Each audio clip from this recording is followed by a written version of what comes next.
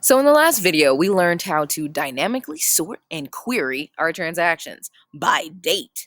But now that we have our transactions a focus, what if we wanted to further filter our transactions to say invoice split charges or charges you made on behalf of another? Suka now. Let's get this party started.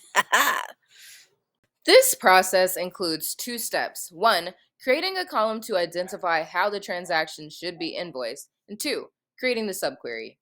The reason we are creating an identifier column is so we can feed the text to our next step. So in my example, these are the transactions that we've seen before, and this is my identifier column. A couple of the breakouts that I've been able to identify are self, like, hey, I pay for this myself, split, I'm splitting this with my partner, whomever, charge, paid. These are just a couple of my examples. As a recap, query takes three different parameters. 1, 2, and 3.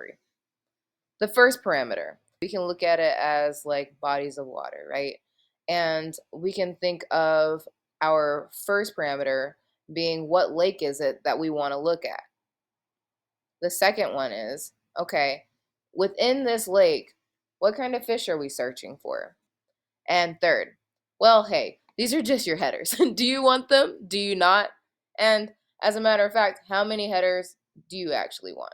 Now, let's go ahead and look at our query. So this is our subquery here, where we are looking at identifier column A through E, so that would be this tab, and we're saying, hey, I want all the data, select star, where A is less than or equal to C1, which is the 18th of September, and A is less than or equal to D1, which is October 1st. And true, meaning yes, we do want our headers. So what does that look like? Data going from A to E, and this includes our column identifier. When you're thinking about subqueries, think about the inner query, the first query, being your new data set. So when we're looking at this, we're saying that our data set that we're looking at is coming from identifier column A through E, right? And we're selecting everything.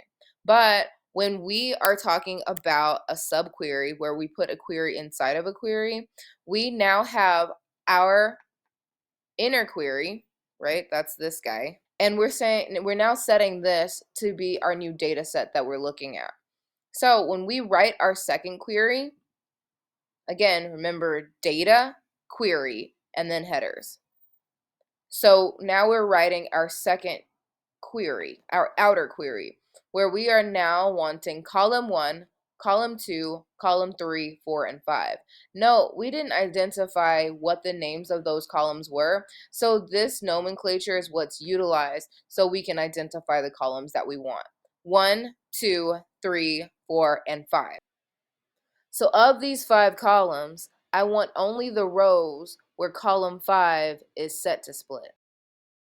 Although the objective of this video was to exemplify how to write a subquery, I did want to show that by adding and E equals split, you can achieve the same results. Every day that we learn is a day we get better.